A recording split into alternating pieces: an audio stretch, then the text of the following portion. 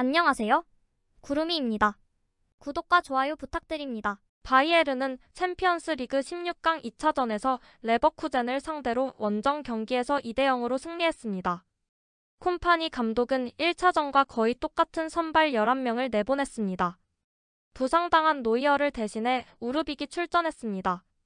해리 케인은 52분에 선제골을 넣고 71분엔 알폰소 데이비스의 득점을 도우며 경기를 승리로 이끌었습니다. 바이에른은 평소보다 더 깊숙이 수비하며 굳건히 버텼고 두 경기 모두 환상적이었다는 평가를 받고 있습니다. 빈센트 콤파니는 전술, 라인업, 교체 등 모든 면에서 레버쿠젠을 제대로 눌렀습니다. 8강전에서 바이에른은 이탈리아 챔피언 인테르 밀란과 맞붙게 됩니다. FC 바이에른과 인테르는 유로파에서 2번, 챔스에서 7번, 총 9번 맞붙었습니다. 바이에른은 5승 1무 3패의 성적을 갖고 있습니다. 소파스코어에 따르면 김민재는 터치 57회에 클리어링 10, 슈팅 차단 2, 가로채기 2, 태클 1, 드리블 패스 1, 경합 1, 공중 경합 8회 중 5회 성공, 롱 패스 1, 패스 정확도는 84%로 38개 중 32개를 연결했습니다. 오늘 경기에서 김민재와 우파메카노는 높은 평점을 받으며 좋은 평가를 받았습니다. 레버쿠젠의 스트라이커 시크를 상대로 숨쉴 틈을 거의 주지 않았습니다. 시크 선수는 우파메카노를 상대로 위험한 위치에서 헤딩슛을 2번이나 했지만 한 번은 공이 밖으로 나가고 한 번은 우르빅이 막아냈습니다. 그 외엔 우파메카노를 지나칠 수 없었습니다. 전반전에는 위험한 장면이 있었으나 그 외에는 매우 신중하게 플레이했고 태클에 강했습니다. 김민재는 우파메카노와 함께 레버쿠젠에서 오늘 저녁 바이에른에게 꼭 필요했던 후방 정리를 해냈습니다. 항상 적절한 순간을 찾아 백포에서 공격적으로 움직이며 위험한 트랜지션 상황을 해결했습니다. 레버쿠젠은 강력한 센터 포워드인 시크와 함께 공격을 시도했습니다. 따라서 김민재는 더 큰 도전을 받았습니다. 김민재는 테스트를 통과하고 뛰어난 집중력으로 경기를 펼쳤습니다. 한국 선수는 설득력 있는 모습을 보이며 위험해지기 전에 여러 차례 클리어링을 시도합니다. 36분엔 볼이 튕겨나갔지만 결과는 없었습니다.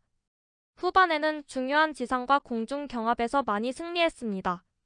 데이비스는 수비에서 환상적인 경기를 펼쳤지만 오늘은 공격에서 보여준 활약에 대한 상을 받을 것입니다. 자말 무시알라, 코망, 그나브리, 올리세는 모두 공격적으로 훌륭했지만 돌파구를 찾고 마지막 터치를 하는데 어려움을 겪었습니다. 경기가 끝나갈 무렵 데이비스는 앞으로 날아가 해리 케인의 뛰어난 패스를 받았습니다.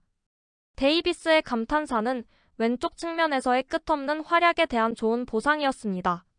지난 6경기에서 케인은 페널티킥이 아닌 골을 단 한 번도 넣지 못했고 어시스트도 기록하지 못했습니다.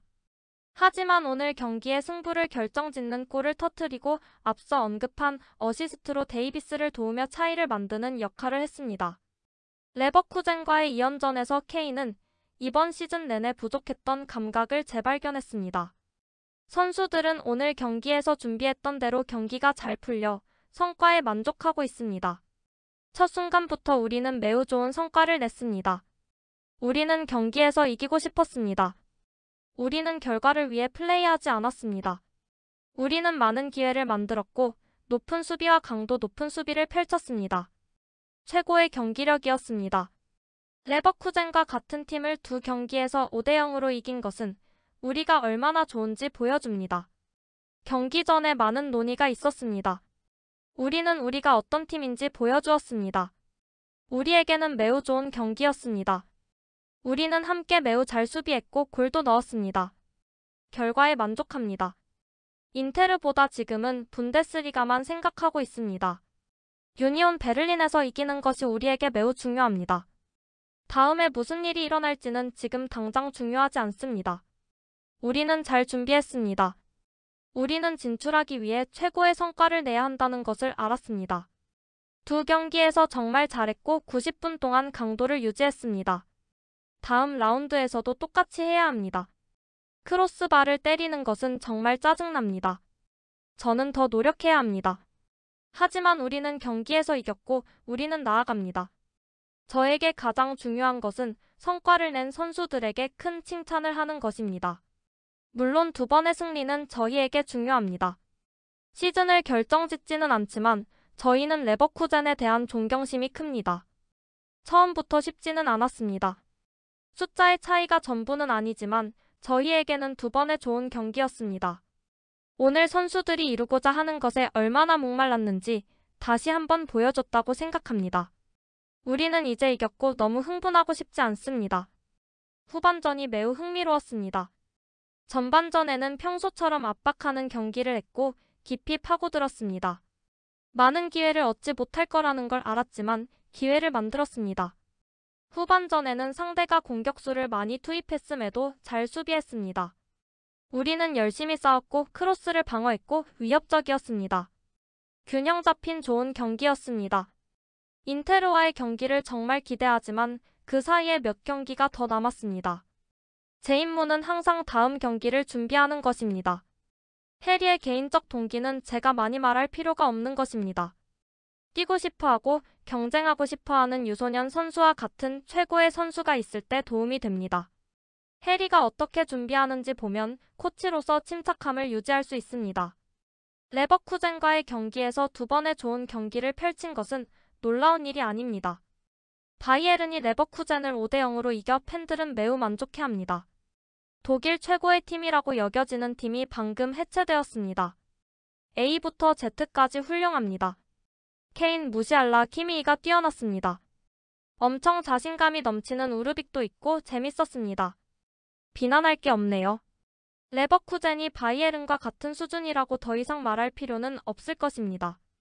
바이에른은 이제 자신들이 독일에서 1위라는 것을 확실히 증명했습니다. 키미, 무시알라, 케인이 최고였습니다. 우르빅, 우파, 김민재도 훌륭했습니다. A부터 Z까지 정말 좋습니다. 김민재와 무시알라는 정말 세계 최고 수준이었습니다. 무시알라를 당연하게 생각하지 마세요. 그의 수준도 엄청나게 높습니다. 수비진은 아마도 오랜만에 최고의 경기를 펼친 것 같습니다. 알폰소 데이비스와 라이머가 각각 왼쪽과 오른쪽 백으로 활약한 백라인과 김민재와 우파메카노의 센터백 콤비는 경이로운 밤을 보냈습니다.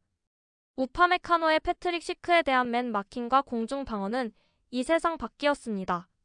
시크는 아무것도 할 수 없었고 완전히 고립되었는데 모두 우파머신 덕분이었습니다. 이 프랑스인의 공중 경합에서 이기는 능력은 타의 추종을 불허하며 세트피스에서 매우 중요했습니다. 김민재는 견고한 수비로 훌륭한 경기를 했습니다. 그의 퍼포먼스가 제 얼굴에 미소를 가져다준 적이 여러 번 있었습니다. 센터백 콤비는 오늘 잘못된 방향으로 한 발도 내딛지 않았습니다. 구독과 좋아요는 제작하는 데 큰 힘이 됩니다. 감사합니다. 다음에 또 보아요.